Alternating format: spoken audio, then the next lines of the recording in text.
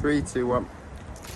It's me, it's Johnny Boy. We're back again. It's a wet garden, so I thought I'd take this time and this opportunity to talk to you about Elite Stone Tool Supplies, our Henry. So if you're looking for blades, you need to speak at Henry at Elite Stone Tools. He knows a lot more than what I know about blades. But what we have here is this is for the bridge saw, the tile saw, and we use this on the DC Expert.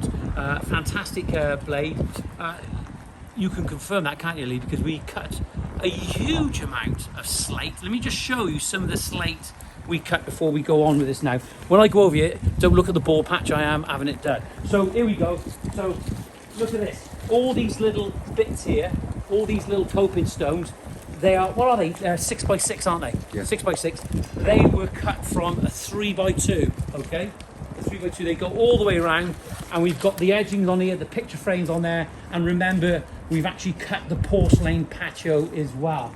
So it's been, honestly, it's been a fantastic blade. If you look at the amounts of cutting the blade has done, it's still in there now, and it's still going strong. But this is a new blade. So important that you need to change your blade with these saws, because you don't realise sometimes when they start becoming blunt. And what you've got to think of, when they do start becoming blunt, sometimes you may have to run it through a different piece of material to clean the binding that builds up between the mesh where the diamond is. That's where you get the build up. It's not necessarily the depth of what you think is the cutting part of the blade. It's the actual binding that builds up between the blade. So think about that, get it cleaned, and always check that you clean your filter and you clean out what builds up on the inside of where the blade goes round. It almost acts like a brake pad, doesn't it, Lee? Yeah. It builds up, especially with the slate. You seem to get a lot more dust. I don't know why. There's definitely a difference, Lee, between the slate and the porcelain. So you've got to look at that, pull the guard off, have a look, clean it out. It does build up.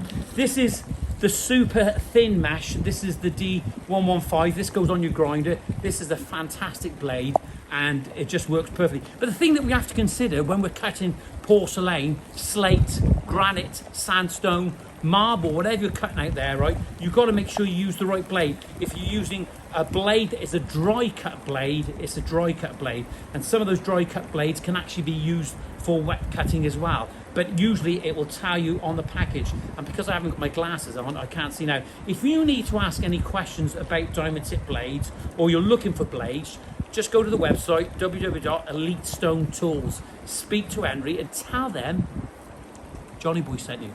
See you soon.